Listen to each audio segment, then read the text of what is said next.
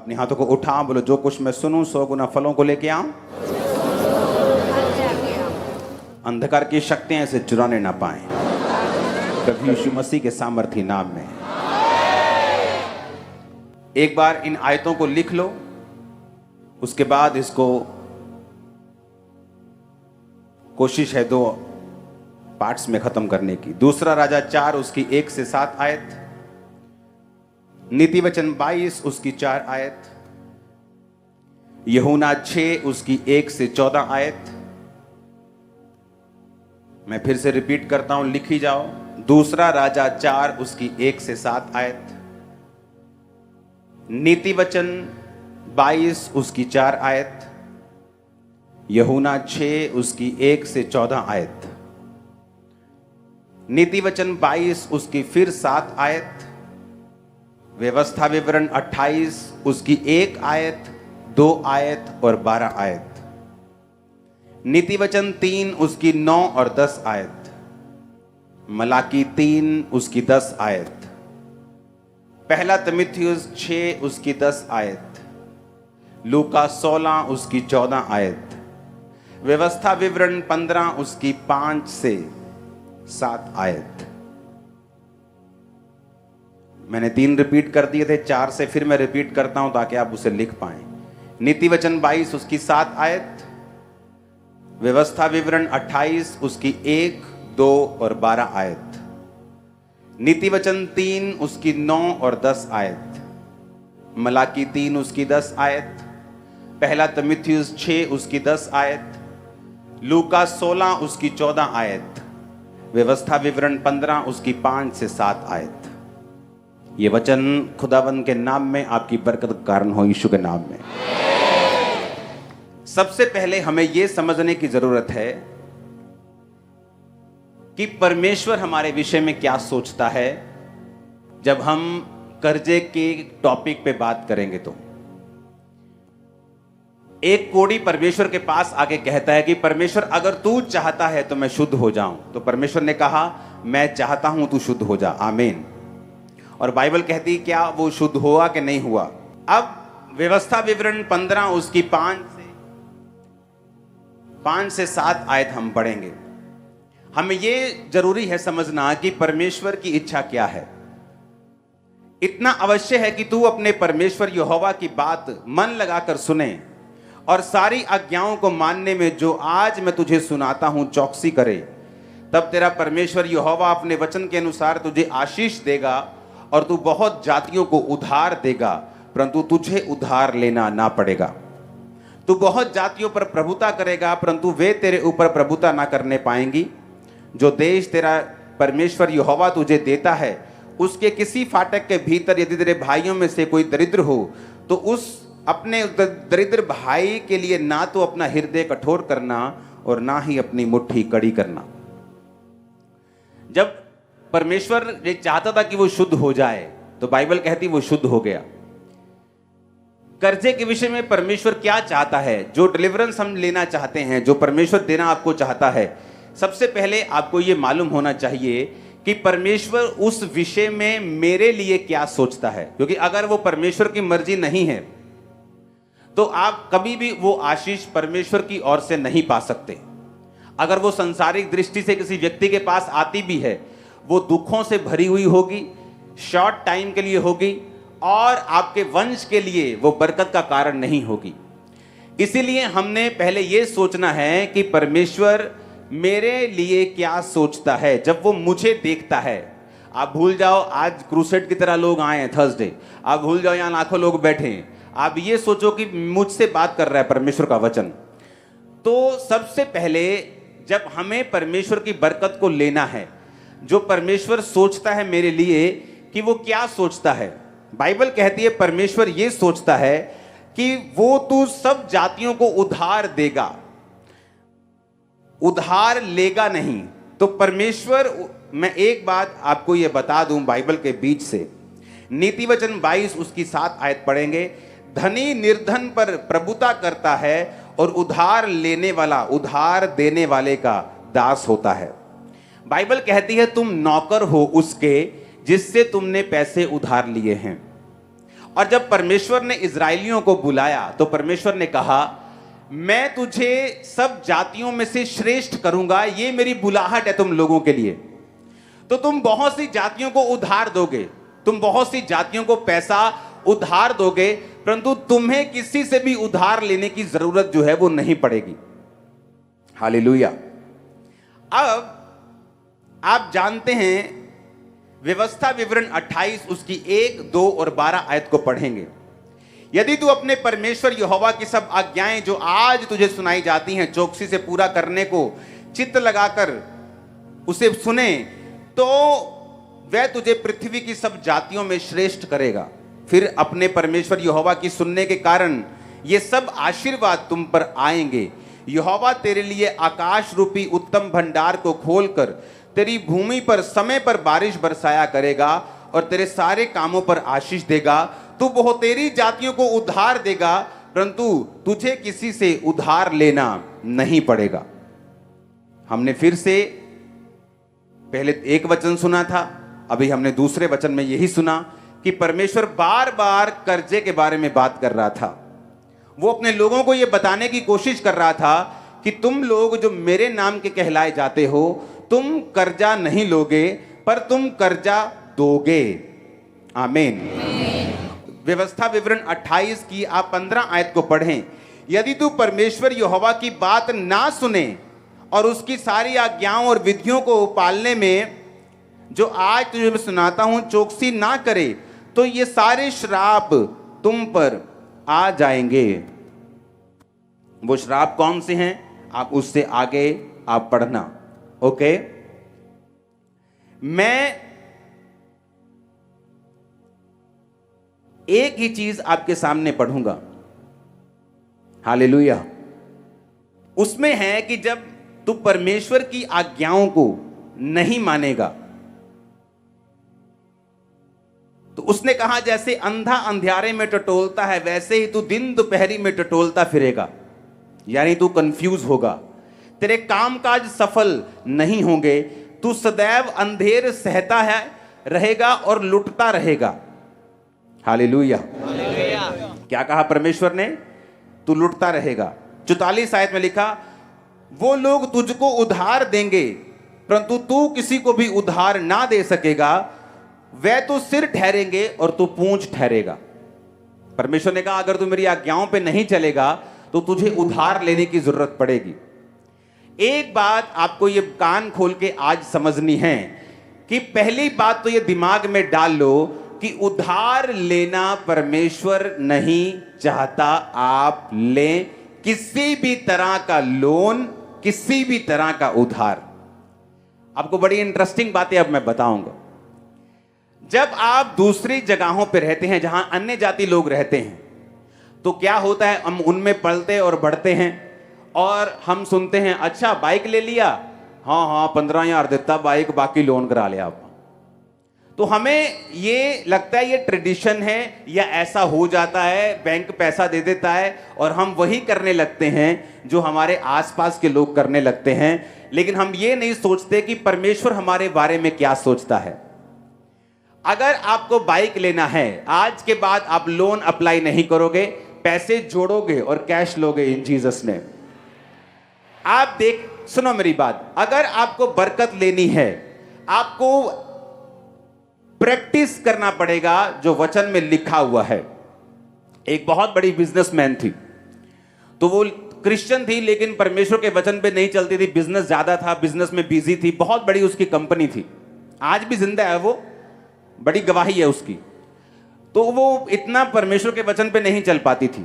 तो कंपनी थी, तो जब कंपनी में अप डाउन आता रहता है, खासकर फॉरेन कंट्रीज में रिसेशन आते रहते हैं, तो जब रिसेशन आया तो थोड़ा लोन था, वो लोन बढ़ गया। लोन बढ़ता बढ़ता बढ़ता इतना बढ़ गया कि वो लोन 40-50 करोड़ से भी ज्यादा का लोन उसके सिर के ऊपर हो गया।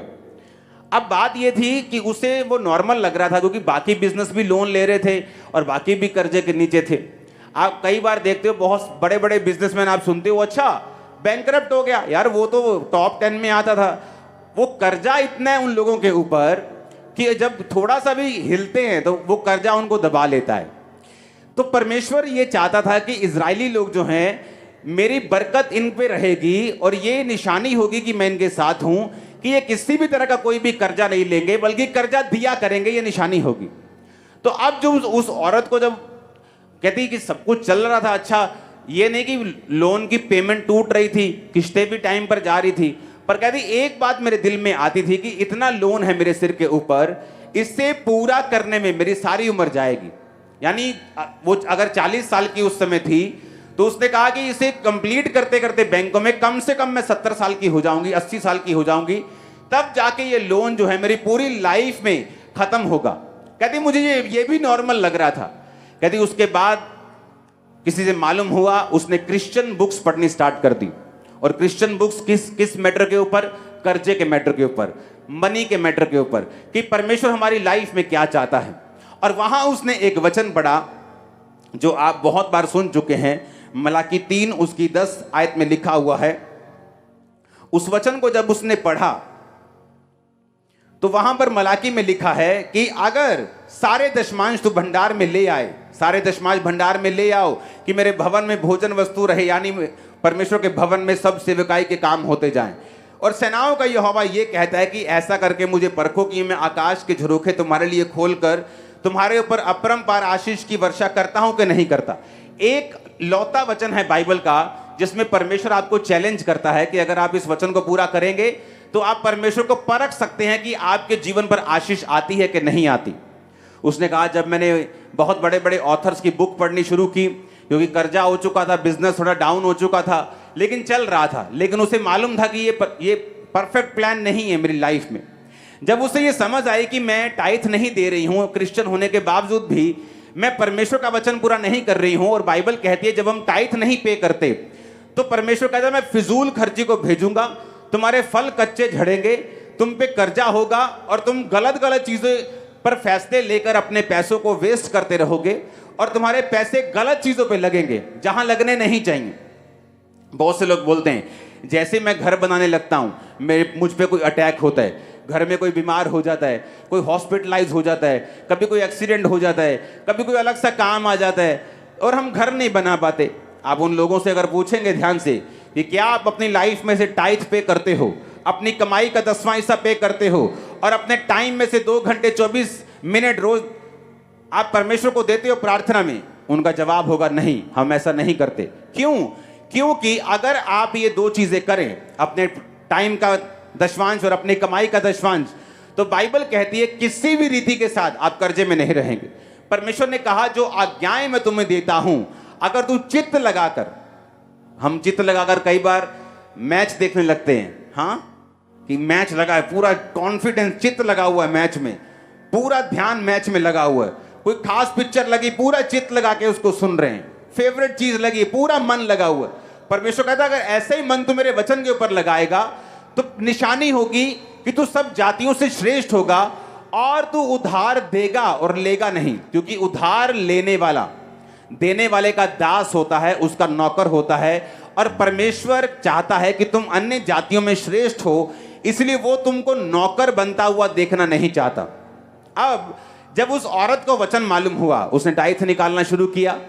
कहती मुझे उन लोगों के फोन आने लगे, मेरे कस्टमर्स जो 5 साल पहले मुझे छोड़ चुके थे। कहती उन कस्टमर्स के फोन आने लगे जो बल्क में मुझे ऑर्डर देने लगे, जो 5 साल पहले 7 साल पहले कस्टमर्स का लिंक टूट चुका था वो मुझे कॉल करने लगे।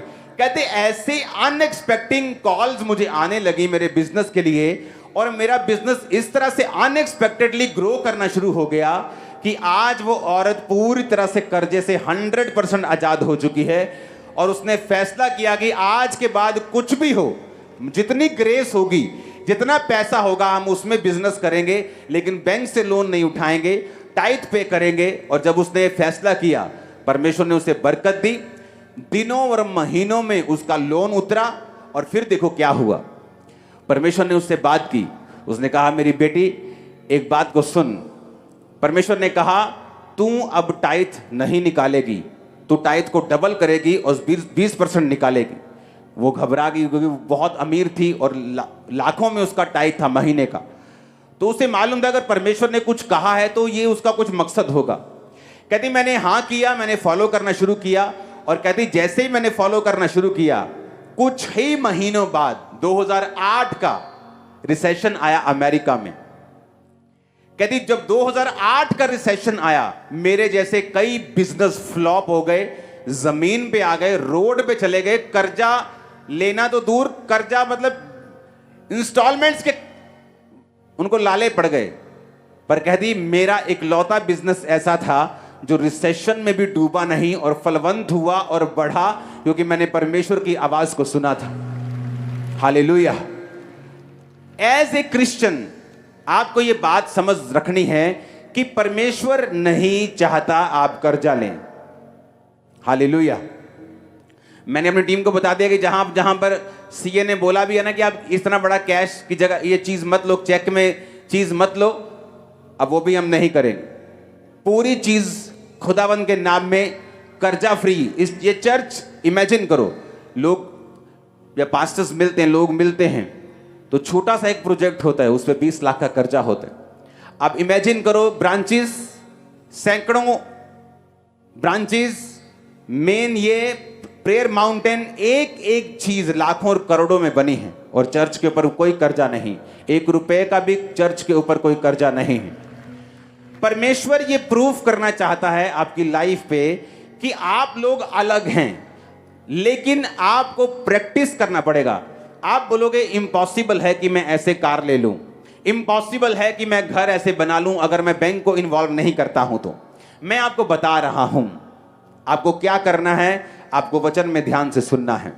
दूसरा राजा 4 उसकी 1 से 7 आयत में लिखा है, भविष्यद्वक्ताओं के चेलों की पत्नियों में से एक स्त्री ने अलीशा की दुहाई देकर कहा, तेरा दास मेरा पति मर गया और तू जानता है कि वह यहोवा का भय मानने वाला था, जिसका वह कर्जदार था। वह आया है कि मेरे दोनों पुत्रों को नौकर बनाने के लिए ले जाए, लाइफ टाइम स्लेव बनाने के लिए उसको वो लेके जाना चाहता था। दोनों पुत्रों को, कौन से बेटे थे दोनों? एक नबी के, एक प्रॉफिट के बेटे थे।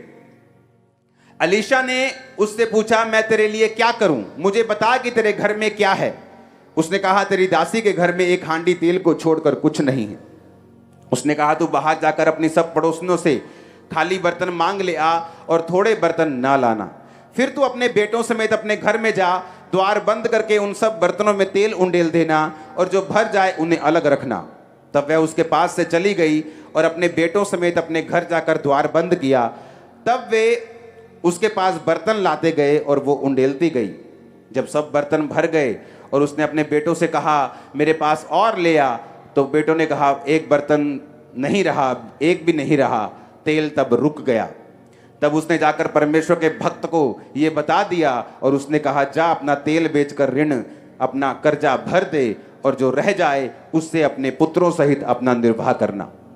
अब यहां पर जो कर्जा खत्म हो गया, सिर्फ परमेश्वर ने कर्जा खत्म नहीं किया, परमेश्वर ने कहा कि अब जो तेल बचा है, अब तू अपने पुत्रों सहित उसका निर्वाह भी करना, अपना गुजारा भी उससे चलाना। जब 12 टोकरियां बची थी खाने की, तो कितनी रोटियां और मछलियां बांटी गई थी? 5 रोटी और 2 मछली। कितने लोगों को खिलाया गया था? 5000 पुरुष थे, 4000 कहीं पुरुष थे, तो 20000 के करीब वो लोग थे। 20000 लोगों को खिलाने के बाद भी बाइबल कहती है कि रोटियां जो थी वो बच गईं। परमेश्वर एक मैसेज देना चाहता था आपको कि जब परमेश्वर आपकी जिंदगी में इन्वॉल्व होगा, आपकी जिंदगी में शामिल होगा, जिस तरह इस औरत ने परमेश्वर को शामिल किया। किस तरह से आप परमेश्वर को शामिल कर सकते हैं? तौबा करके, कि आप अपने गुनाहों की तौबा करते हैं, आप ब्लू फिल्मों देखने की तौबा करते हैं, आप जो गंदी संगति में उसकी तौबा करते हैं, व्यभिचार की तौबा अगर आप नहीं करेंगे तो याद रखो परमेश्वर का कोई भी नुकसान नहीं है। आप लोग संघर्ष करते जाएंगे, चर्च के मेंबर भी रहेंगे, आमीन आमीन भी बोलते जाएंगे, लेकिन वो परमेश्वर का मास्टर प्लान नहीं होगा आप लोगों की लाइफ के लिए। आप ये सोचना कि 40 साल जिस तरह से इजरायली जंगल में घूमते रहे, जबकि परमेश्वर का प्लान तो 40 दिन में बाहर निकालने का था, लेकिन उन्होंने अपने शरीर के कामों के ऊपर फतह नहीं पाई और कारण ये हुआ, उसका रिजल्ट ये हुआ कि वो 40 साल उसी जंगल में घूमते रहे। अब ये आपको डिसाइड करना है, या तो परमेश्वर को अपना जीवन देके, परमेश्वर के रास्तों पे चल के अपने कर्जों को, अपने बीमारियों, कर्जों को, श्रापों को खत्म करना है, या इसी चीज के साथ फाइट करते करते कभी कर लिया पाप, कभी छोड़ दिया वचन, सुन लिया छोड़ दिया, 10 दिन में फिर एक अटैक हुआ, फिर एक औरत को पकड़ा, फिर एक मर्द को पकड़ा, फिर उसे किया, फिर छोड़ दिया, फिर तो अगर तो ऐसे करना है तो ये काम लंबा होता जाएगा और परमेश्वर अपनी मर्जी को पूरा नहीं कर पाएगा। अब यहां पर परमेश्वर को उसने इन्वॉल्व किया। आप इन्वॉल्व कर सकते हैं पहला काम तौबा करके। आप तौबा करेंगे, आप परमेश्वर को अपनी जिंदगी में शामिल कर लेंगे। जब परमेश्वर आपकी जिंदगी में शामिल हो जाएगा तो धीरे धीरे आप उसके वचन को जब मानना शुरू कर लेंगे, आप कर्जे से बाहर आ जाएंगे। दूसरा, एक जीवित चर्च के साथ जुड़ना। अब बाइबल कहती है वो क्रिश्चियन थी पहले से ही, यहोवा को मानने वाली थी, पर परमेश्वर के दास के कांटेक्ट में नहीं थी। बाइबल कहती है जब वो मस्से वाले दास के कांटेक्ट में आई और उसने कहा तेरे हाथ में क्या है, उसने कहा थोड़ा सा तेल है। कई बार हम सोचते हैं कि परमेश्वर मुझे बरकत दे। परमेश्वर बोलता है किस चीज के ऊपर बरकत दूं? आज आप परमेश्वर को बोलोगे परमेश्वर मुझे बरकत दे, परमेश्वर बोलेगा किस चीज के ऊपर, तेरे हाथ में क्या है। आप इमेजिन करो, अलीशा जो परमेश्वर का दास था उससे बोल सकता था जा फलानी फलानी जगह जा, वहां तुझे पैसा मिल जाएगा, जमीन में देखना खोद के तुझे सोना गड़ा हुआ मिल जाएगा। लेकिन उसने क्या कहा, तेरे हाथ में क्या है? उसने कहा थोड़ा सा तेल है मेरे पास। उसने कहा थोड़े से तेल को बर्तनों में उंडेलती जाना और बर्तन थोड़े मत लाना। कि जब तुम परमेश्वर के ऊपर भरोसा रखते हो तो मत सोचो कि तुम्हारा घर 45 लाख का है और तुम कर्जे के बिना उसे नहीं ले सकते। तुम आज पैसा जोड़ना शुरू करो और टाइथ देना शुरू करो। मैं तुमसे प्रॉमिस करता हूं यीशु मसीह के नाम, जो तुम सोच रहे हो कि 10 साल पैसा जमा करके भी नहीं ले पाओगे, तुम 3 साल में 2 साल में उस घर में होगे। कैसे? यही तो परमेश्वर है, यही तो परमेश्वर है जो हमारी सेंसेस से परे काम करता है। यही तो हमें वो भरोसा करना सिखा रहा है कि तुम कुछ भी लेना चाहते हो उसकी ग्रेस के ऊपर भरोसा रखो, उस स्पिरिट के अनुसार ना चलो जो लोगों में काम कर रही है, जो उस एरिया में काम कर रही है। आप इमेजिन करो, ये स्पिरिट के साथ पास्टर्स भी परेशान हैं। उन्हें कर्जा उठाने की इतनी आदत पड़ चुकी है कि जब एक कर्जा खत्म होने वाला होता है तो दूसरा कर्जा, तीसरा कर्जा। क्यों? क्योंकि कर्जे की एक स्पिरिट है। जिस तरह बीमारी की एक आत्मा है, कर्जे की भी एक आत्मा है। और कर्जे की स्पिरिट ये चाहती है कि आप हमेशा नौकर बन के रहें ताकि आप वो प्रैक्टिस ना कर सके जो वचन कहता है। अगर आप बिलीव नहीं करते आप राजाओं की संतान हैं और राजकुमार हैं, और राजकुमार की तरह आप चलते नहीं, राजकुमार की तरह बोलते नहीं, आप राजकुमार कभी बन भी नहीं सकते। क्योंकि परमेश्वर चाहता है जो आप बिलीव करते हैं उस पर आप प्रैक्टिस करें। अगर आप ये प्रैक्टिस नहीं करते कि आप चंगे हो चुके हैं, आप हेल्थी हैं, आप ब्लेस्ड हैं, यहोवा आपका चरवाहा है, अगर आप ये प्रैक्टिस नहीं करेंगे, बोलेंगे नहीं और चलेंगे नहीं और मानेंगे नहीं, तब तक परमेश्वर आपकी लाइफ में कुछ नहीं कर सकता। हमें ऐसा लगता है क्योंकि हमने आसपास देखा ही ऐसा है। हमने कभी वो फैमिलीज देखी नहीं क्रिश्चियन जो सब चीजें कैश पे या चेक पे जैसे भी लोग लेते हैं, हमने कभी देखा नहीं। लेकिन जब परमेश्वर में मैं चला हूं, हमने देखा है, हमने चीजों को लिया है, पैसा देकर लिया है, बिना कर्जे के लिया है। थोड़े साल पहले मेरी टीम मेरे पास आई। जब बहुत सारे चर्च में काम होते थे तो मेरी आदत ये थी, मैं कामों को रोकना नहीं चाहता था। सुसमाचार का काम होता था, लाखों रुपए खर्चा है उसका, तो उसको मैं रोकता नहीं था। मैंने कहा सब काम साथ साथ चलेंगे, कोई काम हमने रोकना नहीं। अगर भवन बन रहा है वो भी बनेगा, सुसमाचार का काम हम कैसे रोक सकते हैं भवन बनाने के लिए, सब काम चलने चाहिए। तो चेक जो होते थे उन बड़ी मुश्किल होती थी उनको निकालने की। संडे की ऑफरिंग जाती थी, सोमवार सारा चेक लग के खत्म हो जाते थे। तो उन्होंने मुझे सलाह दी कि बैंक वाले बोल रहे हैं कि आप 30, 50, 60 लाख की एक लिमिट होती है, आप उसे ले लो। तो उससे क्या होगा, लिमिट होने से आप वो एक तरह का लोन होगा जो इंटरेस्ट फ्री होगा, और अगर आपको कोई चेक एक्स्ट्रा लगता है तो उसमें से चला जाया करेगा और बाद में हम पे कर देंगे। मैंने कहा नहीं, हम ऐसा नहीं करें, मेरी जितनी ग्रेस है मैं उतने में चलूंगा। और एक टाइम आया, दिनों में सिचुएशन और महीनों में बदली, आज हम वो कर सकते हैं जो करना चाहते हैं, कोई लोन लेने की जरूरत। लेकिन एक समय ऐसा आता है कि धर्मी होने के बावजूद भी, टाइथ देने के बावजूद भी, फिर भी सिचुएशन ये चाहती है कि आप लोन लें, और परमेश्वर का वचन इस बात के खिलाफ है कि आप लोन लें। सबसे पहले हमें यह समझना पड़ेगा कि परमेश्वर नहीं चाहता मैं कर्जा लूं। हालेलुया। अगर गलती से भी मेरी किसी एक चीज पे कर्जा है तो मैंने अपने सीईओ को बोला है कि अबे मैं रखने वाला नहीं हूं, कोई कर्जा मेरी लाइफ के ऊपर नहीं है, ना मेरी मिनिस्ट्री के ऊपर। हालेलुया।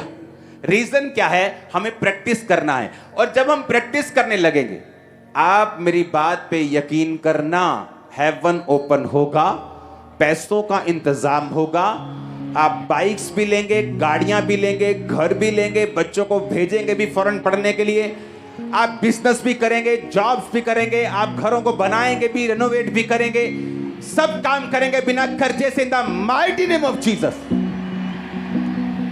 बस आपको फैसला लेना है।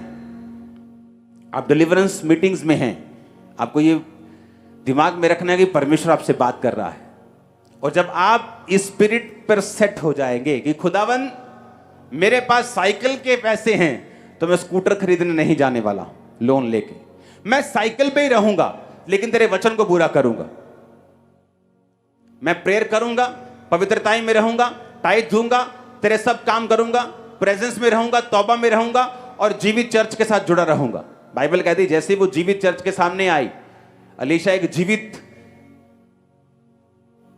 चर्च था। वो एक जीवित चर्च जो होता है वो मसे से भरा हुआ होता है, और मसा एक ऐसा धागा है जिससे सब प्रकार के कपड़े बनते हैं। टेंट भी धागे से बनता है, पर्दे भी धागे से बनता है, मैट जहां आप बैठे, दरी बैठे, वो भी धागे की है, जो मैंने डाला है वो भी धागे का, जो आपने डाला वो भी धागे बना, सब धागे का, किसी का सूती का है, किसी का नायलॉन का है।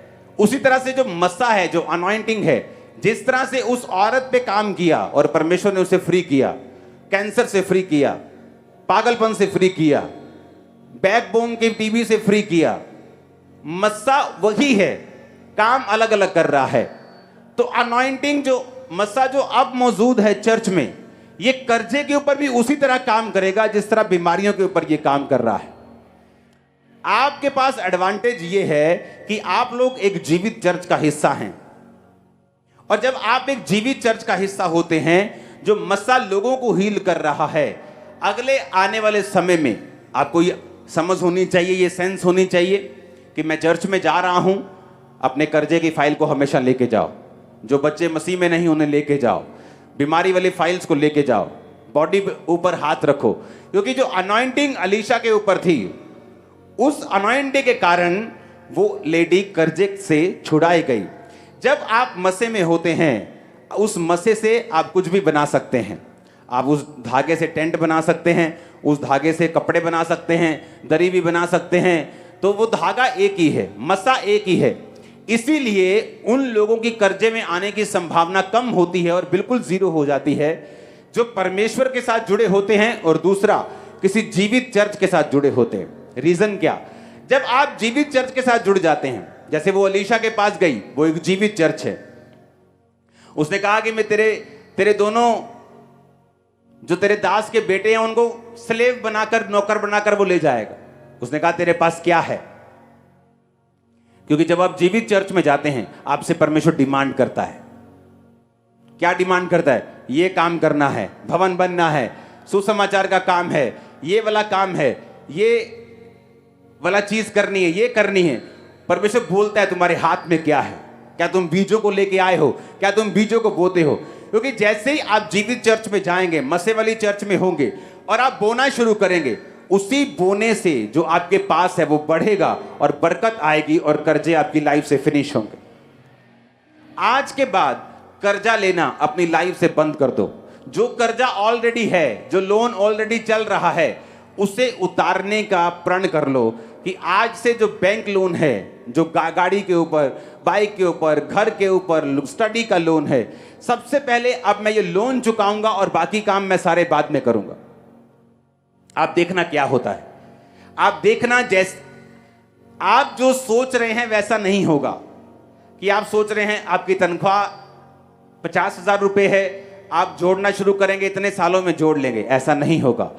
आप 10 गुना तेजी के साथ काम करेंगे। आप देखना, परमेश्वर अनएक्सपेक्टेडली ऐसे रास्ते आपकी लाइफ में खोलेगा और यह निशानी होगी कि आपने वर्ड को फॉलो करना शुरू कर दिया है। आपने टाइथ, आपने प्रेयर, आपने पवित्रताई, खुदा के साथ जुड़ना, अच्छी चर्च के साथ जुड़ना, संगति में रहना आपने शुरू कर दिया है।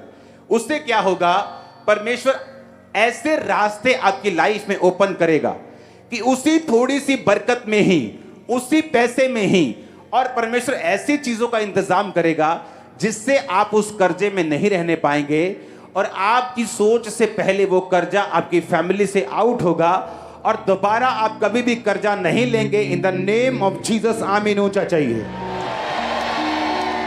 आप मेरी बात समझ रहे कि नहीं?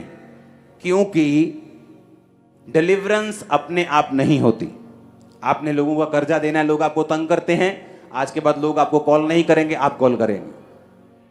आप कॉल करेंगे कि भाई साहब आपका कर्जा देना है, मैंने वचन सुना है, मैं फॉलो कर रहा हूं, खुदा की दया से मैं जल्दी आपको कॉल करूंगा। वो नहीं कॉल करेंगे, आप कॉल करेंगे।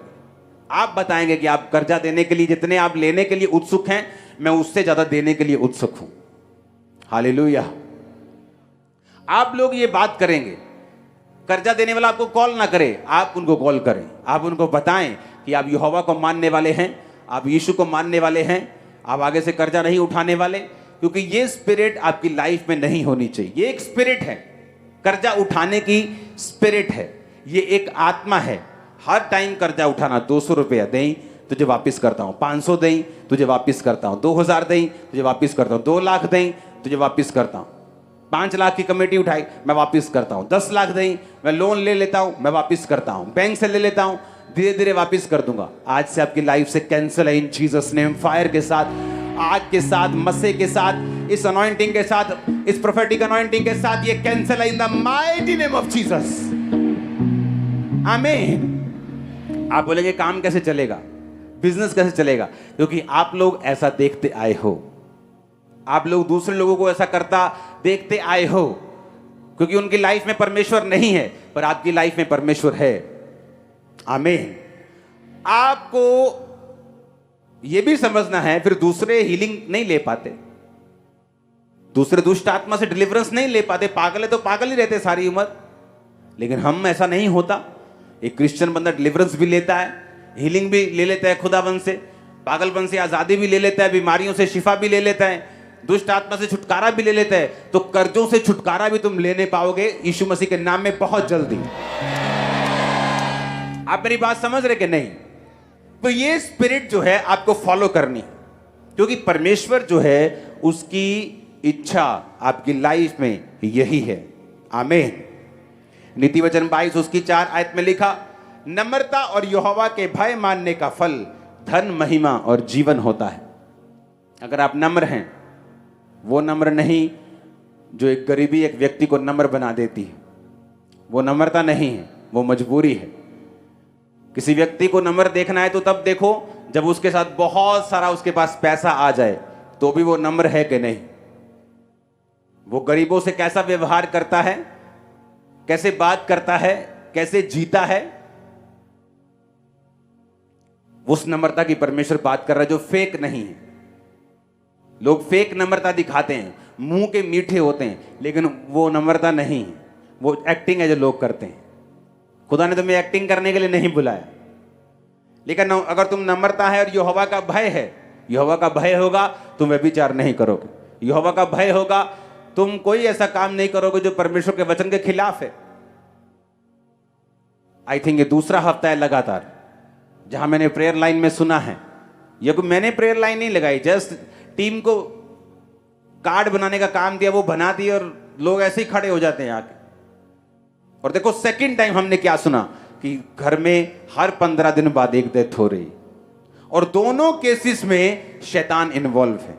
वचन कहीं तोड़ा गया है, कुछ ऐसा खाया गया है जो आपने नहीं खाना, कुछ ऐसा किया गया है जो आपने नहीं करना। तो जब शैतान को आपने इन्वॉल्व कर लिया तो उसका काम है कर्जा देना, उसका काम है बीमारी देना, कंफ्यूजन देना, लिमिट लाइफ देना, लिमिटेड, जो लिमिट में रहे। लेकिन जब परमेश्वर इन्वॉल्व हो जाता है तो वो 5 रोटियां और 2 मछलियां जो फिलिप्पुस कहता था कि 200 दिनार की भी रोटी हम मोल लेंगे तो लोगों के लिए काम नहीं आएंगी, और पतरस का भाई कहता था कि परमेश्वर 5 रोटियां और 2 मछलियां इतने लोगों के लिए क्या है। लेकिन बाइबल कहती है 12 टोकरियां उनमें से बची।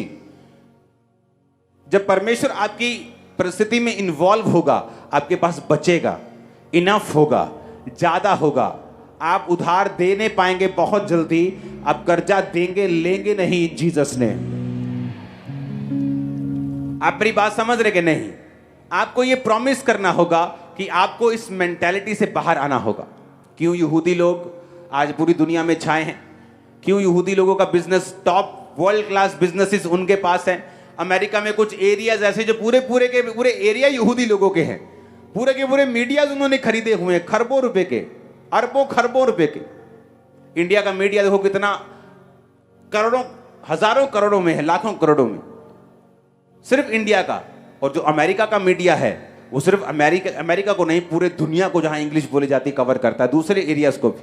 वो अगर इंडिया करोड़ों में है तो वो खरबों ट्रिलियंस डॉलर्स में है, और यहूदियों ने कब्जा किया हुआ है। रीजन, यही रीजन, उनको देने की आदत डाली जाती है बचपन से। एक बच्चा अगर चर्च में भी जाएगा तो चाहे 2 रुपए लेके जाए, 10 रुपए लेके जाए, लेकिन बच्चे को भी हाथ से वो बुआते हैं। उनको आदत दी जाती है कि देना है, देना है। अगर देने की आदत होगी तो खुदा तुम्हें देगा, और तुम देने की आदी बन जाओगे और तुम्हें और परमेश्वर देगा।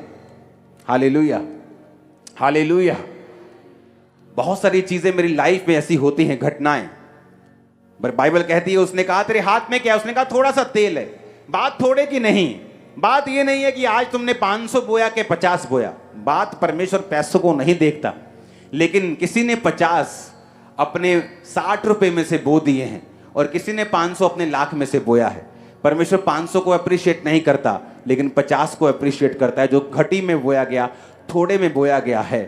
जब आप थोड़े में से भी बोना शुरू करते हैं, थोड़े से में भी वफादार रहना शुरू करते हैं, परमेश्वर आपको दिखाता है और बताता है कि मैं जीवित परमेश्वर हूं, और मैं तेरे सारे इंतजामों को करूंगा।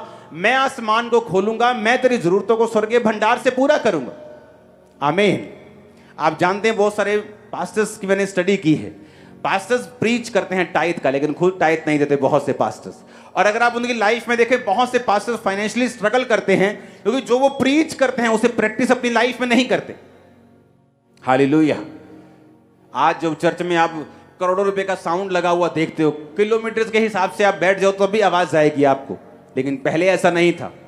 चर्च में किराए पे साउंड आता था। तो चर्च सिर्फ, पहले तो ऐसी चर्च थी कि सिर्फ साउंड का किराया पूरी ऑफरिंग से देती थी। तो मैंने कहा कि अपना साउंड लेते हैं, तो मैं पैसे जोड़ने लगा।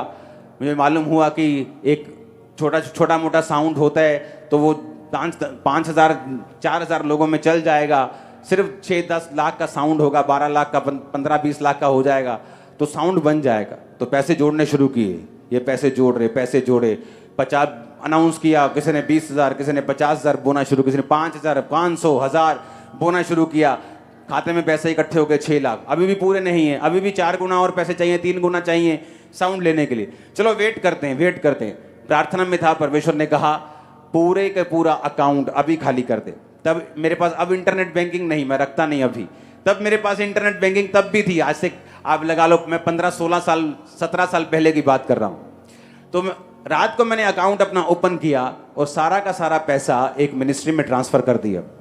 थोड़े दिन बाद एक फैमिली मेरे पास आई, तो उसने कहा कि परमेश्वर ने हमारे दिल में डाला है कि हम अपना प्रॉपर्टी बेच के चर्च को साउंड लेके दे, और इस तरह से चर्च का पहला साउंड खरीदा गया था।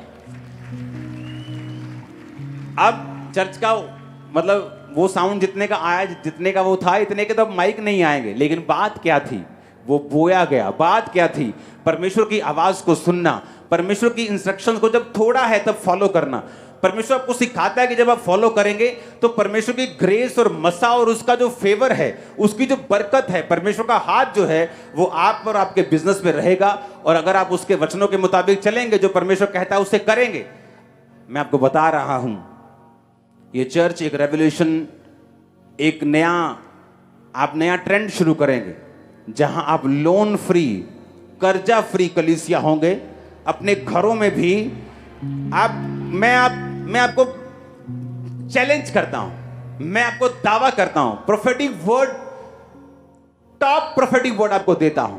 आप एग्जाम्पल होंगे। आप कर्जा देंगे नहीं, आप कर्जा लेंगे नहीं, कर्जा देंगे, आप एग्जाम्पल होंगे। सुनो मेरी बात, अगर आपको 45 लाख की भी कार लेनी होगी, आप उसे ऐसे ही खरीदेंगे। मैं आपको सच कह रहा हूं। आपको घर बनाना होगा, आप बनाएंगे, लेकिन उससे पहले परमेश्वर आपको सीधा करेगा। आपको सिखाएगा। ग्रेस में चलना है। अगर मेरे पास आज स्कूटर की ग्रेस है, मैं लोन लेकर कार लेना नहीं चाहूंगा। मैं उसी ग्रेस में खुश रहूंगा, वचन पे चलूंगा, वचन को मानूंगा, प्रेयर करूंगा, जोड़ूंगा, सब काम करूंगा और वेट करूंगा उसकी ग्रेस की। आप इमेजिन करना, जो यहोवा की बाट जोते हैं वो नया बल प्राप्त करते जाएंगे। आप इस तरह से परमेश्वर के वचनों पे चलोगे, मैं आपको दावा करता हूं, वो चीज जो आपने 5 साल बाद सोची है, 5 महीने में अपनी ले लोगे बिना लोन। ओ आमीन ऊंचे वाला चाहिए चर्च। मैंने कहा आमीन ऊंचे वाला चाहिए चर्च। Hallelujah, hallelujah. वो लोग नहीं जो गाड़ी का थोड़ा बहुत लोन है या बाइक का लोन है, उनकी बात मैं नहीं कर रहा हूं। वो लोग हाथ खड़ा करो जिन पे भारी कर्जे हैं, बहुत बड़े बड़े, 60 लाख 70 से बड़े बड़े कर्जे। हाथ खड़ा करो।